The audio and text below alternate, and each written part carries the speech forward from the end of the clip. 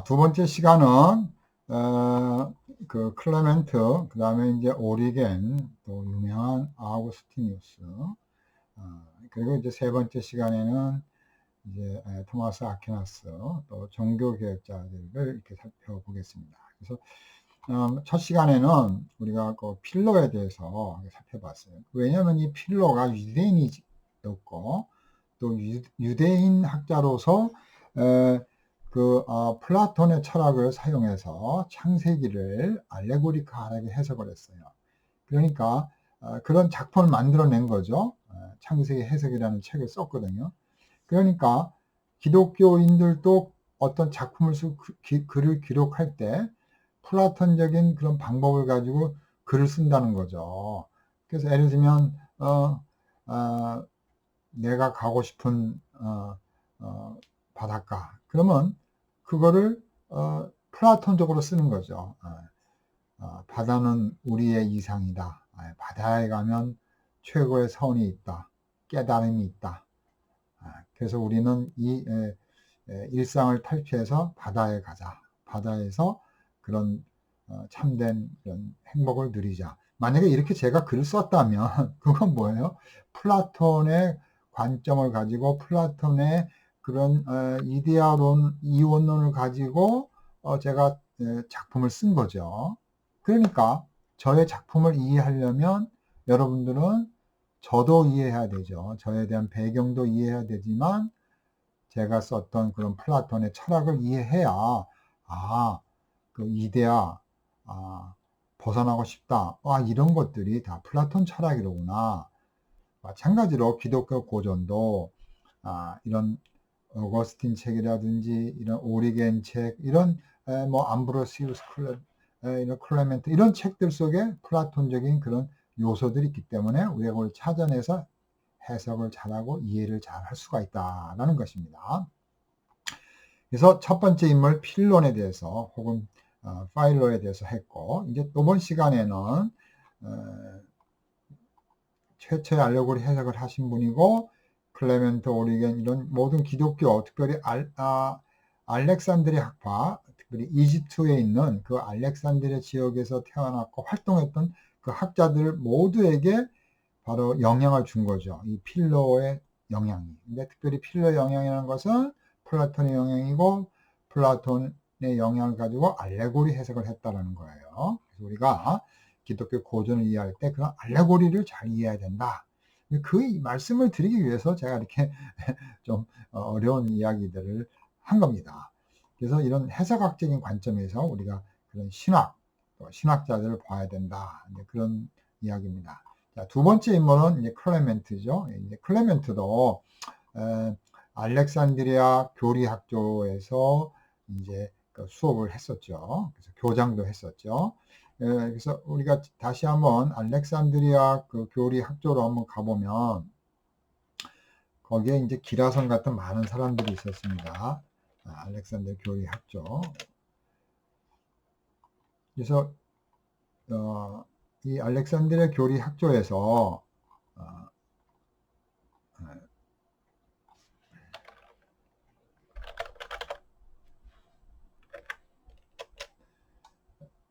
이제 기독교 교육을 시키고 많은 그런 학자들, 인물들을 배출한 거죠. 알렉산드리아 교리 학자. 그래서 여기에 보시면 여기 이렇게 이제 이런 그 역대 교장들이 나와 있습니다. 제가 이 학조를 설립한 사람이 오리겐의 아버지라고 말을 했는데 그거는 이제 그 정설로 받아들이지 않은 것 같습니다. 그래서 그 오리겐의 아버지는 그 순교자인데요. 그 훌륭한 신학자였습니다. 그래서 오리겐을 어렸을 때부터 신학 훈련을 잘 시켰습니다. 그래서 여기 보시면 오리겐의 아버지 레오나데스 오브 알렉산드리아, 알렉산드리아 레오나데스라는 사람인데 이때 이제 순교를 하신 분이죠. 그래서 소위 우리가 말하는 대로 그 요세비우스라는 우리 기독교 역사학자가 있습니다. 교회사가. 이 사람에 의하면 바로 오리겐의 아버지라는 거죠. 그래서 요세비우스가 쓴 책이 있어요. 교회사라는 처치 히스토리언 책을 썼는데 거기 4권에 보면 바로 순교자고 또 이런 세피무스 세르바투스라는 그런 로마의 아주 잔인한 왕, 이 사람이 기독교인을 많이 죽였거든요. 그래서 이 황제에 의해서 순교를 당합니다. 근데 재밌는 이야기는 이 알렉산드리아 레오나드 이 아버지는 그 순교할 때 이제 혼자만 순교했는데 아들 오리겐도 순교하기를 원했지만 그 오리겐의 어머니가 그 오리겐의 옷을 다 이렇게 감춰가지고 아버지가 그 단두대 칼이 목에 잘라 죽이는 그곳에 가지 못하게 했어요. 그래서 너는 복음을 전하라. 그래서 유명한 신학자 오리겐이 된 거죠. 아들까지 죽을 필요 없잖아요. 한 집안에서 한 명만 죽으면 족하다. 이렇게 자기 어머니가 말을 했고 옷을 감춰가지고 순교장에 갈 수가 없었습니다. 그래서 오리겐은 살아남아가지고 유명한 신학자가 된 겁니다. 자, 그래서 이 오리겐 또 오리겐의 아버지 또 알렉산더 교리 학조를 설명하면서 그 교장이 일대부터 이렇게 나와 있는 걸 제가 금방 보여드렸죠. 예, 클레멘트 역시 훌륭한 신학자고 알렉산드리아 교리 학조의 교장이었습니다. 자, 이 사람도 마찬가지로 그런 플라톤, 또 플라톤의 영향을 받은 필로의 영향을 받았어요. 그러니까 해석을 어떻게 하겠어요? 알레고리칼하게 해석하겠죠. 또 이런 지적인 지식, 그노시스, 그런 지식을 많이 이렇게 강조하는 이런 또 학자가 되었지요.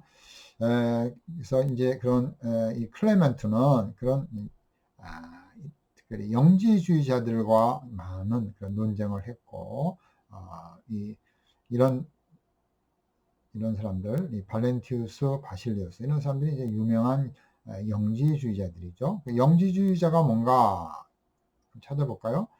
그노시스죠. 영적인 지식을 강조하는 사람을 우리가 영지주의자들이라 이렇게 부르는데요. 우리가 이렇게 이제 신학 철학을 하게 되면 그 어려운 용어들이 많이 나오죠. 여러분들이 영지주의. 그래서 교수님들에게 영지주의가 뭔가 다 들었을 겁니다. 자, 오늘날에도 영지주의자, 뉴에이지 운동이 영지주의, 뭐 이런 계통입니다. 혼합주의죠. 그래서 약간 신비스러운 그런 사상들, 이런 것들을 이제 혼합한 사상인데, 물론 이제 어떤 플라톤의 사상에서 이제 그런 지적인 지식, 지식론의 영향을 많이 받았죠. 그래서 플라톤을 종교화한 것이죠. 또 다른 종교와 혼합해가지고 영지주의를 만들었는데, 결국은 이 플라톤이 땅에 있는 거, 우리 육체를 좀 부정적으로 봤기 때문에 육체는 나쁘다. 이렇게 본 거예요. 그러니까 영지주의자들은 예수님이 하나님이신데 육체를 갖고 계시면 안 되거든요. 그러니까 예수님의 육체를 부인하는 거죠. 그래서 요한복음 4장에 보면 그 유명한 얘기가 있죠. 누구든지 예수님께서 육체로 오신 것을 부인하는 자마다 다 적그리스도다. 이렇게 얘기하고 있죠. 왜요? 플라톤적이고 영지주의자들은 이 육체를 부정적으로 나쁘게 봤어요. 어떻게 하나님이 인간의 몸을 가질 수 있느냐? 그럴 수가 없다는 거죠. 그래서 그런 영적인 지식을 주장하는 그룹이 영지주의자입니다. 그래서 이걸 다 설명할 수는 없고 여러분들이 이런 영지주의자에 대해서 이렇게 한번 또 다시 한번 잘 읽어보시면 좋을 것 같습니다. 자, 이 클레멘트는 이 영지주의자들과의 많은 그런 논쟁과 또 기독교를 이 영지주의자들로부터 보호를 많이 했습니다. 그러면서 클레멘트는 우리가 영적인 크리스찬을 이제 주장했죠. 그래서 영적인 크리스찬. 그래서 우리는 믿음에 의한 그런 사람이다. 그죠? 그래서 우리가 믿음으로 구원받고 하나님을 이해하는 이런 전형적인 이제 주장을 했습니다. 그래서 이제 이 알레고리 해석을 주장했는데 제가 지난 시간에도 이 알레고리 설명을 좀 했습니다. 그래서 알레고리라는 것은 이렇게 감추어져 있는 것, 성경이나 텍스트나 어떤 무슨 작품 속에 감추어져 있는 의미를 이제 끌어내는 거예요. 그러니까 이렇게 보면은 호두 과자가 있죠. 이거 자, 이게 보면 이게 호두과자, 이건데, 이게 호두과자에 이거만 봐서는 본질을 모른다는 거예요. 이거는 껍데기라는 거죠. 그래서 이거를 딱딱 부시면 여기에 호두가 나오는 거죠. 그게 진짜라는 거예요. 마찬가지로 성경도, 성경 어떤 성경책이 있으면, 성경책. 이게, 뭐, 신약성경, 노번 테스트멘트이 있는데, 성경이 있으면 이 성경에 이런, 문자는 하나의 껍데기라는 거예요. 껍데기. 껍데기. 그래서 이 껍데기를 벗겨야 된다. 그러니까 성경을 이제 파내는 거죠. 문자 속을 파내가지고 의미를 끌어내는 거죠. 본질을 끌어내는 거죠. 자, 이렇게 주장하는 것이 이제 알레고리 해석입니다. 그래서 예를 들면 창세기 22장에 보니까 하나님께서 셋째 날을 이제 창조하셨잖아요. 이제 그 날을 가지고 이제 플라톤적으로 이데아론적으로 해석하는 거예요. 첫째 날은 좋은 것들을 보는 것이고, 둘째 날은 영혼의 가장 좋은 소망이라고 하는 거예요. 셋째 날은 뭐예요? 부활의 주라는 거예요. 그러니까 날은 날인데 왜 날을 이렇게 세 가지로 이렇게 분류하죠? 첫째 날은 그냥 눈에 보이는 게 좋은 거, 둘째 날은 영혼에 좋은 거, 네 번째 날은 이제 더 이렇게 의미를 부여하고 또 점프해가지고 부활의 주라고 그랬어요. 예수님 부활한 날.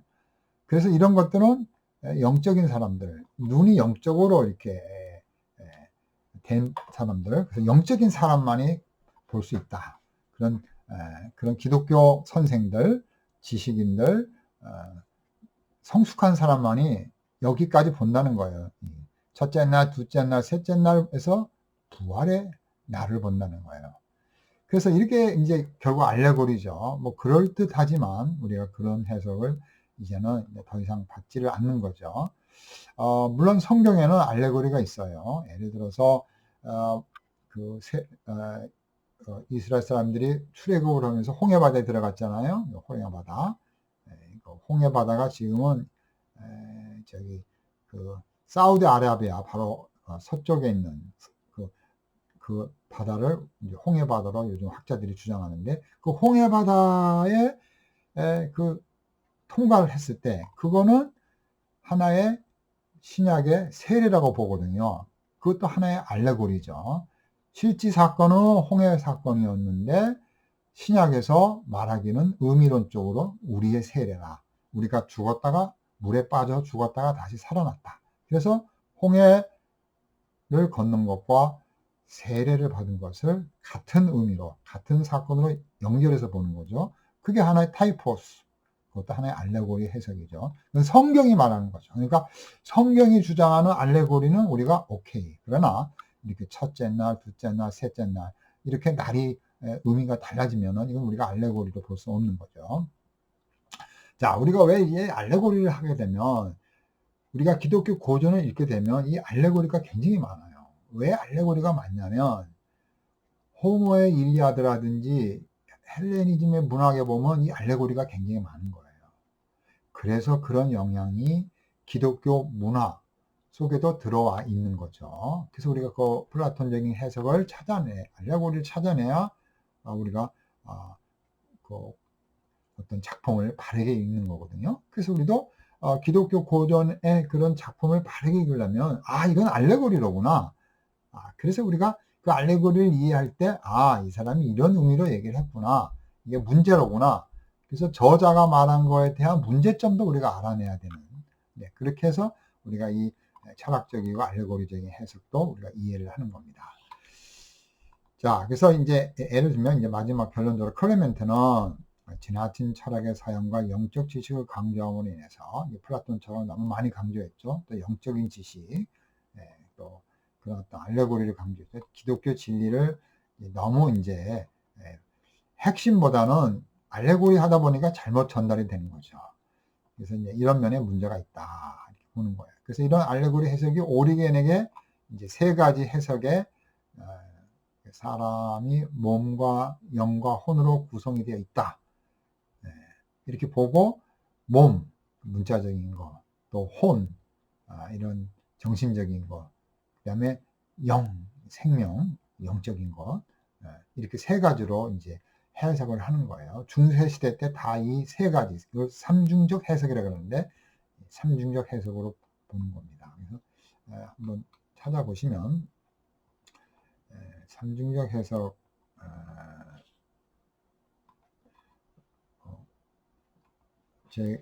제가 예전에 다 이렇게 이 위키피디아에 이런 문서를 제가 이렇게 만들어 놨습니다. 삼중적 해석. 그래서 영과 또 혼과 육. 점점 안 좋은 거죠. 몸은 안 좋은 거고, 그 다음에 이제 혼이 돼야 되고, 그리고 이제 영적인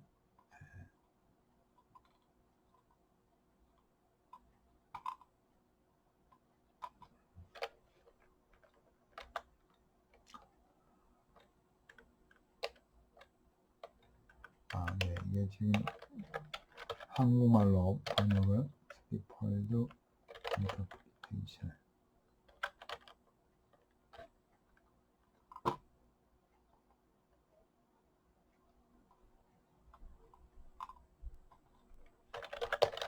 네, 이렇게 나와서 미안합니다.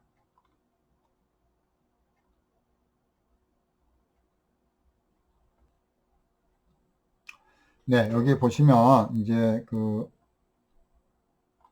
성서 해석학 제가 11년 전에 제가 이제 이거를 번역을 영어에서 번역을 좀 해놨습니다. 그래서 그 해석학에 보면 초대교회 해석이 주로 이제 알레고리 해석이다. 이게 우리 해석이 넘어가고요. 그 다음에 이제 중세 시대는 이제 삼중적 오리겐의 그런 삼중적 해석을 했어요. 요게 이제 하나가 더 붙어가지고 종말론적 해석이 붙어가지고 사중적 의미 해석이 됐습니다. 그래서 그 사중적 의미 해석은 역사적인 거, 그러니까 문자만 보는 거죠. 첫째 날 그냥 문자로 보는 거죠. 근데 교훈적 해석, 그래서 이건 도덕적인 해석이라고 그러고, 풍의적 해석, 이게 이제 알레고리 해석이죠. 또 영적인 해석. 그래서 이렇게 맨 처음에는 그런 어떤 하나, 둘, 이렇게 셋 됐다가 이제 교훈적 해석도 이렇게 집어넣는 겁니다. 그래서 예를 들면 예루살렘이 나오면 이 예루살렘은 문자적으로는 팔레스타인 도시 지역이고 교훈적으로는 인간의 영혼이라는 거예요. 교훈적. 그 다음에 알레고리적으로 풍유적으로는 교회를 의미한다는 거죠. 그러니까 어느 정도 일리가 있지만 좀 문제가 있는 거죠. 예루살렘에 내가 간다 그러면 내가 교회 간다 이렇게 말하면 안 되잖아요. 예루살렘에 내가 밥 먹으러 간다 그러면 교회 가서 밥 먹는 게 아니잖아요. 내가 예루살렘 가가지고 거기에 집을 짓는다 그러면 내가 집을 짓는 거지 내가 예루살렘 가서 교회 짓는 게 아니잖아요. 그 다음에 이제 영적인 이런 거죠. 하늘의 도성. 그래서 이건 약간 종말론적인 이런 관점입니다. 자, 이렇게 해서 삼중적 해석, 사중적 해석, 이런 삼중적 해석을 이 클레멘트가 이제 주장을 했고 오리겐에게 영향을 또 이제 이것이 준 겁니다. 자, 그러면 이제 오리겐에 대해서 보겠습니다. 오리겐. 자, 오리겐은 이제 워낙 유명하신 분이시고 다시 위키로 가가지고 한번 볼까요?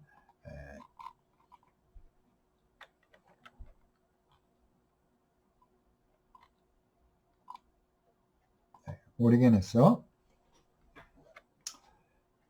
영어로는 오리겐이고 이제 헬라어로는 오리게네스 이렇게 되죠. 알렉산드리아 아까 제가 말씀드렸죠. 그 레오나데스 오브 알렉산드리아 아버지 이름이 레오나데스죠. 순교하셨죠. 목이 잘렸습니다. 그래서 이 오리게네스는 굉장한 아주 신학자예요. 그래서 우리가 이 오리게네스의 신학이 많은 영향을 주었습니다. 그래서 최초의 그런 어떤 책을 썼는데 최초의 이제 조직신학적인 책을 쓴 거예요. 그게 이제 첫 번째 원리라는 거예요. 이게 첫 번째 원리에 대해서 혹은 이제 그냥 원리에 대해서 이렇게 하는데 이 The 프린키피스라는 책이 유명한 책입니다. 그러니까 이 책은 하나의 조직신학이고, 근데 재미있는 것은 이 책에 하나님의 사랑이 넘쳐가지고 그리스도의 십자가의 그 파워가 사탄까지 나중에 구원을 해준다, 이렇게 얘기를 하게 됩니다. 그래서 그런 어떤 뭐 만물 만인 구원설, 뭐 모든 걸 다 구원해 준다는 거죠. 그래서 이분이 이제 이런 이제 해석학에 있어서 바로 이런 세 가지 삼중적 해석을 이제 주장하는 거죠. 특별히 이제 잠언서 22장 여기에 근거해서, 또 데살로니가전서 5장 23절이죠.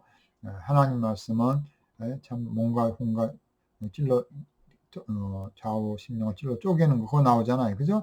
몸과 영과 혼, 그 나오잖아요. 그래서 그걸 가지고 성경을 삼중적으로 해석을 하신 분이죠. 그래서 오리게네스가 굉장히 중요한 사람이다, 이렇게 말씀을 드리겠습니다. 자, 이 오리게네스에 있어서도 이제 시간이 많이 가고, 그래서 참으로 성경의 그런 어떤 영적인 의미, 여기에 이제 그런 플라톤에서 그런 알레고리적이면 영적인 그런 의미를 찾으려고 노력을 많이 한 거죠. 영적인 의미.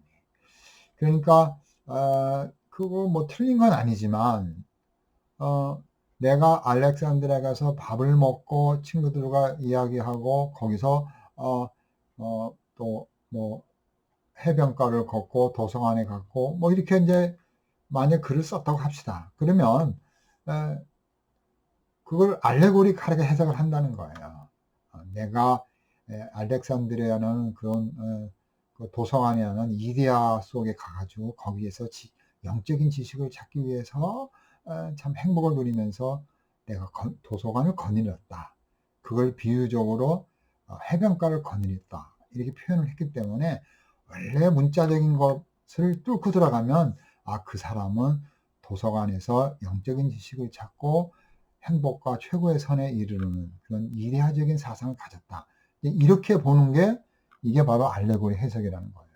그렇게 많이 해석을 했어요. 그렇게 또 뭐 헬레니즘 작품 속에 그게 많이 나오잖아요. 그래서 우리 기독교인들도 그렇게 알레고리하게 글을 썼고, 또 우리도 알레고리하게 해석을 해야 된다는 거예요. 그래서 이제 알레고리, 오리겐은 알레고리를 쓰는 이유는, 그 목적은 하나님은 초월해 계시니까 하나님의 본질과 의지를 알려면 이렇게 이런 껍데기를 가지고 모른다는 거예요. 그 본심을 알아야 된다는 거죠. 그게 뭐 전혀 틀린 건 아니지만 성경 자체의 의미를 전체적인 의미 속에서, 성경 전체 속에서 그 의미를 찾고, 또 그 단어가 주장하는 것을 찾고 전후 문맥에서 그 단어를 봐야 되는데, 무조건 어떤 단어, 예루살렘 나오면 그거는 우리의 영혼이고 그건 교회고 예루살렘은 새하늘 새 땅이고, 이렇게 보는 게 그게 바로 이제 문제라는 거죠. 그래서 우리가 성경을 볼 때 우리가 하나님의 뜻과 하나님의 그 의지와 하나님의 계획을 아는 건 중요하지만, 단어 하나 가지고 무조건 예루살렘은 나오면 교회고 하나의 종말론적인 하나님 나라다, 이렇게 보는 게 문제라는 거죠. 자, 그래서 알레고리에 대해서 이렇게 설명을 제가 했습니다. 달리 말을 하는 거죠. 이건 호두 껍데기인데 이걸 달리 보는 거예요. 들어가라는 거예요. 이게 호두가 아니라 이거는 하나의 하나님의 양식이라는 거예요. 들어가면 먹을 게 있다는 거죠. 호두가 있고 하나님의 양식이라, 이렇게 보면 이게 달리 말하는 거잖아요. 그죠?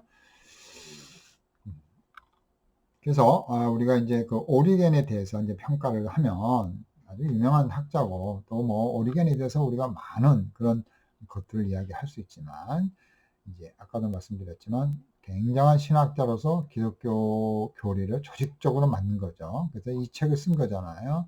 그런 근본 원리. 자, 그 다음에 이제 오리겐이 주장한 가운데서 삼위일체 가운데 큰 공헌을 했는데, 예수님이, 성자 예수님이 아버지로부터 오셨다. 근데 오셨는데 영원 전부터 오셨다. 창세 전에 오셨다. 그래서 영원 전부터 계신 영원한 하나님인 것을 말을 해요. 그러니까 예수님도 결국